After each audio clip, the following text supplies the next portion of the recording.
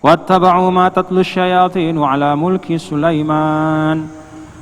Dan mereka mengikuti apa yang dibaca oleh syaitan-syaitan pada masa kerajaan Nabi Sulaiman. Jadi pada masa kerajaan Nabi Sulaiman itu, ya, wa ma kafara Sulaiman walakinna syayatina kafaru.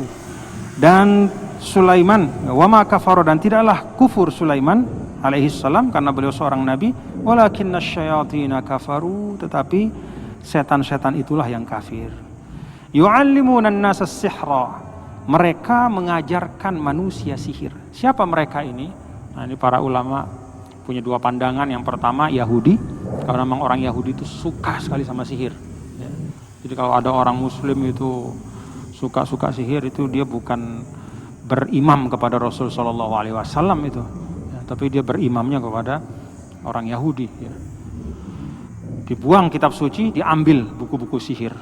Jadi dulu pada masa Nabi Sulaiman, bapak-bapak saudara, itu ketika Nabi Sulaiman alaihissalam, kita tahu Nabi Sulaiman bisa menundukkan jin, bisa menundukkan hewan-hewan, bisa menundukkan angin bahkan, mukjizat, ya, itu mukjizat. Pada saat yang sama, di masa beliau itu ada berkembang tukang-tukang sihir yang semakin banyak. Kenapa tukang sihir berkembang pada waktu itu? Karena kata para ulama, konon ya, orang-orang biasa pada waktu itu terkagum-kagum dengan mukjizat Nabi Sulaiman dan kemudian banyak yang ingin dapatkan itu. Nah, namanya apa? Hukum supply and demand. Ya, jadi kalau ada permintaan pasti ada supply-nya. Jadi kalau ada orang yang pingin sesuatu, itu biasanya nanti kemudian ada yang menyediakan. Banyak orang-orang, terutama orang-orang awam, kemudian orang-orang yang punya ambisi-ambisi, mereka ingin, ya, mereka ingin supaya bisa mendapatkan kemampuan seperti halnya kemampuan Nabi Sulaiman. Berkembanglah sihir pada waktu itu. Berkembang sihir, lalu kemudian berkolaborasi. Berkolaborasilah ahli-ahli sihir dengan makhluk jin. Ya. Kalau kita nih orang Islam, ahlus sunnah wal jamaah terutama, jin itu hak, itu ada. Jadi selain alam kita yang isinya kita, itu ada alam muwazi, ada alam juga yang tidak kita lihat, ya. Yang di situ ada makhluknya, itu namanya jin. Kenapa dinamakan jin? Karena tidak terlihat. Ya. Jin itu jin arti dari as-satru, tertutup. Makanya kebun itu dinamakan jannah karena pohonnya banyak sehingga nggak kelihatan kalau orang di dalamnya itu. Namakan jannah. Dari jin juga ya, sama asal katanya. Nah, berkolaborasi. Seharusnya manusia ya manusia, jin ya jin, dua alam yang beda. Tapi yang namanya manusia ya begitu. Ya. Kadang-kadang dia lupa diri, ya. Akhirnya dia berkolaborasi. Apa fungsi dari jin itu? Ya. Yastariquna sam'a, ya. Dia curi tahu, ya. Dia curi dengar di langit tentang apa ketetapan Allah. Nah, yang curi dengar namanya curi dengar, ya. Diam-diam, ya, tentu yang didengar itu hanya sepintas. Yang sepintas ini dia beritahu kepada ahli sihirnya. Lalu ketika pasien datang, ahli sihir mengatakan bahwa Bapak ini nanti akan dapat sesuatu begini. Tiba-tiba benar, ada kebenarannya. Tapi yang benarnya satu, ya, biasanya, yang bohongnya 100. Ya. Tapi yang namanya manusia yang diingat benarnya gitu. Akhirnya dia makin percaya. Makin percaya. Nah, ramai ahli-ahli sihir, wah, semakin laku lah ya. Ya, sekarang juga banyak yang begitu ya, peramal segala macam itu. Yang banyak bohongnya, tapi ya sekali lagi seperti tadi, ya.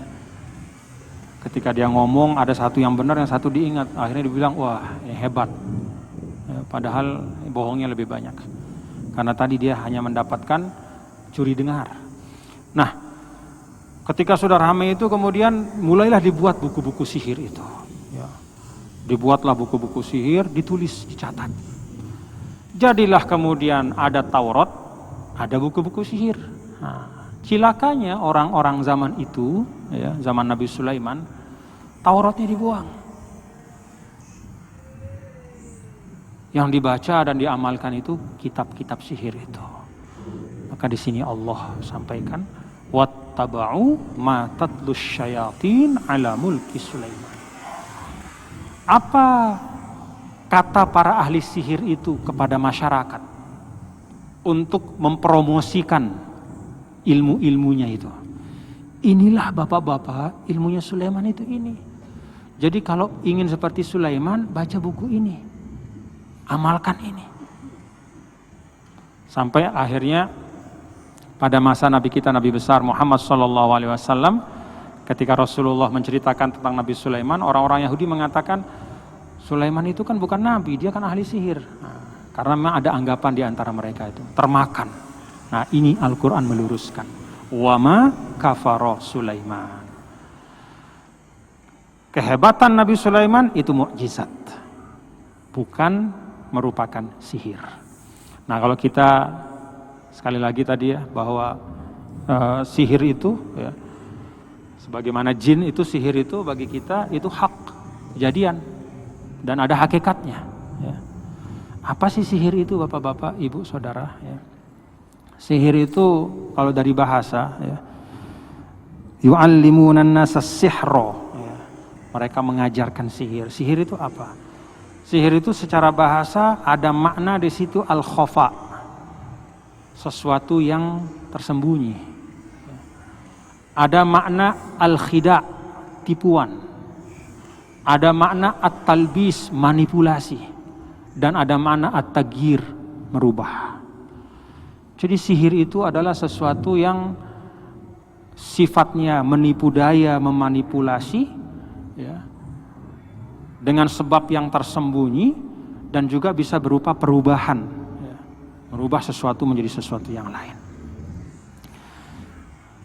Nah, yang dimaksudkan dengan sihir di dalam agama, ya, dan yang dilarang oleh agama untuk mempelajarinya, apalagi mengamalkannya, adalah sihir yang terjadi dengan bantuan jin. Ya. Kadang-kadang ada ungkapan kalau ada sesuatu yang memukau misalnya, wah ini kayak sihir, padahal bukan sihir, itu sulap. Nah, itu bukan sihir, ya.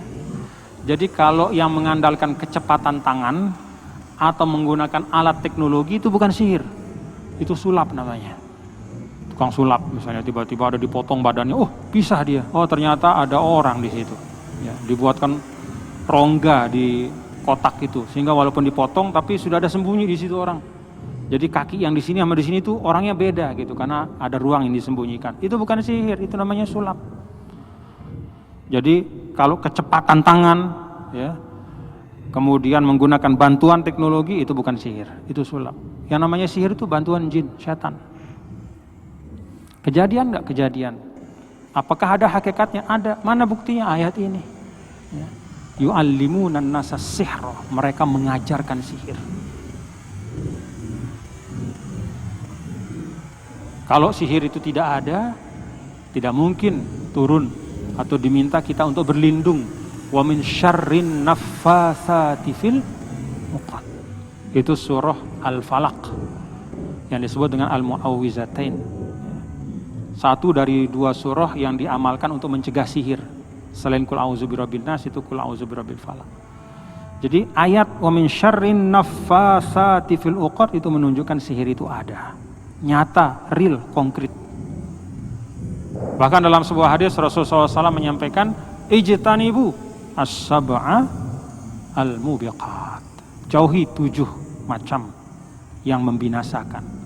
Al-isyraku billah. Ketika ditanya, wa mahunna ya Rasulullah, apa itu? Pertama, mensekutukan Allah. Yang kedua, qatlun nafsil lati harramallahu illa bilhaq, membunuh orang tanpa sebab yang dibolehkan. Apa sebab yang dibolehkan? Ya kisos ya, misalnya ya, hukum mati yang secara hukum memang seperti itu ya boleh. Tapi membunuh tanpa alasan berdasar itu juga membinasakan. Yang ketiga, as-sihru. Jadi dari 7 perkara yang berat-berat yang menghancurkan lahir batin dunia akhirat kita, sihir itu nomor 3. Makanya aneh kalau ada orang muslim mukmin masih datang ke tukang sihir kemudian nyihir orang. Itu nauzubillah min zalik. Bahkan Nabi menyebutnya ini sebelum yang keempat, aklu malil yatim. Yang kelima, aklur riba. Makan harta anak yatim, makan riba. Wat tawalli yaumaz zahfi. Lari, kabur pada saat perang. Kemudian yang keenam, ketujuh, qazful muhsanatil mu'minat al-ghafilat, yaitu menuduh seorang wanita yang terhormat melakukan perbuatan zina. Jadi dari 7 hal yang sangat bahaya ini, sihir itu nomor 3. Maka ulama sepakat ya, bahwa mempelajarinya kemudian mengamalkannya apalagi itu haramnya haram yang besar sekali. Bahkan banyak sekali ulama mengatakan dia menjadi kufur, ya, menjadi kafir. Kalau mazhab Syafi'i itu dia menjadi kafir kalau di dalam sihirnya itu ada yang membuatnya menjadi kufur. Misalnya proses sihirnya itu adalah dengan menginjak-injak Al-Quran misalnya. Nah, itu. Atau proses mengamalkan sihirnya adalah dengan mengumpat Rasulullah misalnya. Nah, itu kena dia kufur. Walhasil ini pekerjaan yang berat ya, dan tidak boleh dilakukan. Maka di sini disampaikan oleh Allah Subhanahu wa taala sebagai pengingat ya kepada kita. Nah, apa sih pencegah ya dari, kan kalau kita sudah tahu sesuatu itu sesuatu yang sangat mudarat ya, sesuatu yang membahayakan dunia akhirat kita, mesti kita cegah. Nah, kalau kata para ulama, yang pertama itu mencegahnya adalah mengokohkan keimanan kepada Allah Subhanahu wa taala. Yang pertama, kuatkan iman kita. Yang kedua adalah kokohkan tawakal kita. Karena apa? Innama sultanuhu 'alal ladzina yatawallawnahu. Jadi ayat sebelumnya menyebutkan Allah memelihara orang yang bertawakal dari tipu daya syaitan, termasuk sihir itu. Innama sultanuhu 'alal ladzina yatawallawnahu. Ya. Syaitan itu nggak bisa mengganggu orang yang bertawakal, yang penyerahan dirinya kepada Allah itu kuat. Tapi syaitan itu ya akan bisa memasuki orang yang yatawallawnahu, yang tawakalnya hilang, yang menyandarkan dirinya kepada selain Allah, apalagi yang mengusung-usung ya, atau membela sesuatu yang batil. Maka tawakal. Yang ketiga itu dawamu dzikr, selalu berzikir.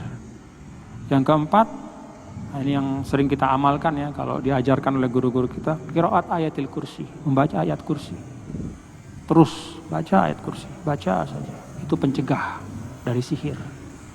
Kemudian yang kelima, membaca 2 ayat terakhir dari suratul Baqarah. Amanar rasulu bima unzila ilaihi sampai waghfir lana warhamna anta maulana fansurna 'alal qaumil kafirin. Kemudian yang keenam itu membaca Al-Ikhlas dan Al-Mu'awwizatain. Ya, Qul huwallahu ahad, Qul a'udzu birabbin nas, Qul a'udzu birabbil falaq. Itu mencegah. Nah, kalau mencegah lalu ada juga dijelaskan oleh para ulama mengobatinya. Kan mencegah supaya jangan kena. Tapi kadang-kadang ada yang sudah kena gitu. Bagaimana mengobatinya? Itu ada ruqyah ya. Meruqyah dengan cara-cara yang dicontohkan oleh Nabi kita, Nabi besar Muhammad SAW, dan diamalkan oleh para ulama. ruqyah. Yang kedua, mengobati itu dengan tatabbu.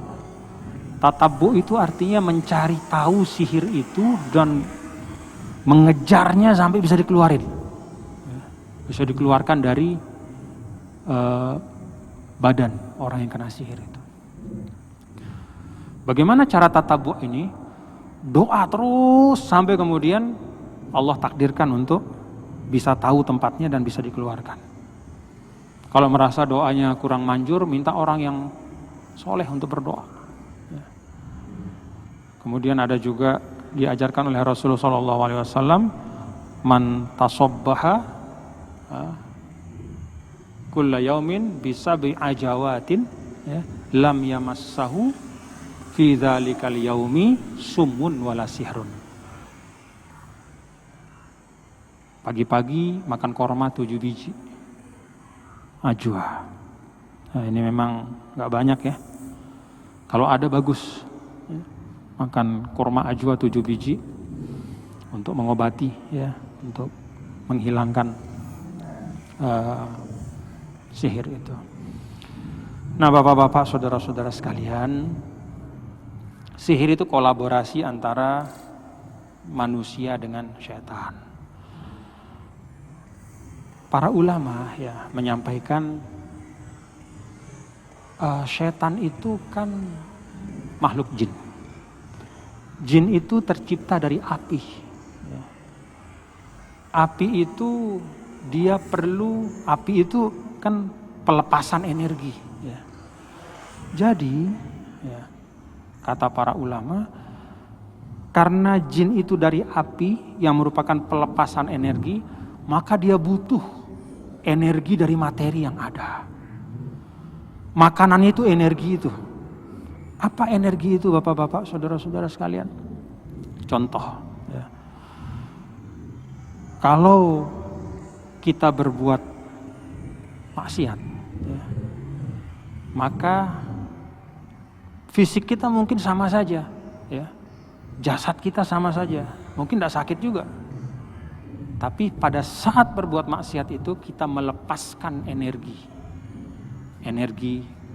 buruk. Itu yang dimakan, menjadi makanan dari jin, dari syaitan. Karena itu para ulama mengajarkan hati-hati terhadap 4 hal. Apa itu? Sedih, takut, marah, syahwat. Sedih dan takut, ya. Sedih dan takut yang diiringi dengan putus asa, nah itu menjadi makanan dari jin atau syaitan. Sedih atau takut yang kemudian diiringi atau diakhiri dengan putus asa. Makanya agama mengajarkan kita kalau takut, ya, takut itu misalnya corona ini. Nah, ini corona, tadi Tuan Guru sampaikan. Masa corona ini kita takut ya. Ya memang takut itu wajar, tapi tidak boleh putus asa. Begitu takut itu kemudian berubah menjadi keputusasaan, nah itu jadi makanan setan. Ditemani kita. Kenapa? Karena yang namanya setan itu, jin itu, dia menemani orang yang kasih dia makanan. Yang mengirim, dia tuh energi, dia butuh energi yang kita lepaskan. Kalau kita mengeluarkan energi negatif, itu jadi makanannya. Sedih, takut, ya, yang diakhiri dengan putus asa. Sedih misalnya. Rasulullah SAW sedih. Nangis gak Nabi ketika putra beliau meninggal? Nangis. Jangankan putra, sahabat yang meninggal pun beliau nangis. Tapi nangisnya itu kemudian dikelola menjadi sesuatu yang baik. Ya. Innal aina la tadma wa innal qalba la yahzan wa inna lillahi wa inna ilaihi rajiun. Mata mengalirkan air mata, hati terasa sedih, tapi inna lillahi wa inna ilaihi rajiun. Maka Islam enggak suka. Nabi melarang. Kalau sedih misalnya keluarga meninggal sampai pukul-pukul diri, sampai kemudian mengurung diri, kemudian enggak mau menarik, enggak mau beraktivitas ya. Berhenti ke masjid, nangis setiap hari. Nangis sehari oke, nangis 2 hari mulai setan datang. Nangis 4 hari, diam udah setan di situ. Itu ibaratnya gambarannya. Kalau sampai putus asa sampai itu. Hati-hati. Jadi sesuatu yang netral sifatnya ya. Sedih, takut itu netral ya. Tapi ketika dia lepas kendali, maka dia menjadi makanan. Dia mengeluarkan energi dan itu menjadi makanan dari jin dan syaitan itu. Yang ketiga itu marah. Marah yang tidak diiringi dengan tanggung jawab. Marah yang merupakan hawa nafsu. Ya, amarah. Maka dulu kan pernah Rasulullah SAW dibonceng oleh sahabat, lalu ontanya itu terantuk sama batu. Kemudian sahabat itu spontan, ta'isa syaitan. Cilaka setan. Kata Nabi, jangan. Kalau kamu bilang begitu, kamu marah, itu energinya dia. Ta'azoma misla Uhud. Dia akan besar seperti gunung badannya. Kul bismillah. Dia akan mengecil. Jadi kalimat yang menampakkan marah. Makanya Rasul katakan, la taghdab. Karena kita marah itu, datang udah setan itu. Karena itu makanannya. Datang dikelimpungin kita. Makanya diajarkan kalau kita sedang melepas energi kemarahan itu, ya, datang setan, diminta kita berwudu. Ya. Li'anna nar tudfa'u bil ma'. Karena api itu dimatikan dengan air. Jadi kata Nabi, la taghdab ya gitu maksudnya. Supaya umatnya, supaya kita ini jangan dikelilingi setan atau jin. Karena kita melepas energi kemarahan, itu makanan mereka, gemuk mereka. Ya kucing aja kan begitu. Ya, bapak-bapak, kalau dia tahu ada rumah yang banyak menyediakan ikan, di situ dia panggil temannya, di situ buat ikan makanan. Ya orang kalau pemarah terus ya senang dikelimpungin dia. Syahwat juga. Syahwat tanpa tanggung jawab itu akan menjadi makanan dari setan. Makanya la taqrabuz zina. Ya. Karena begitu berzina, ya itulah yang menjadi teman. Tapi kalau syahwat dengan tanggung jawab, dengan pernikahan yang halal, kabur. Ya, aja syaitanuhu katanya kan di dalam hadis itu. Kabur setan itu. Nggak ada peluang dapat makanan di situ. Nah karena itu bapak-bapak, saudara-saudara sekalian, itu pentingnya ya kita membangun istilahnya ucapan-ucapan yang baik, wa qulu linnasi husna, itu kan yang kita bahas dulu ya, wa qulu linnasi husna, supaya enggak ada makanan buat setan, iblis dan jin itu yang kemudian akan yuwaswisu ya. Kemudian akan merusak dengan sihir dan segala macam.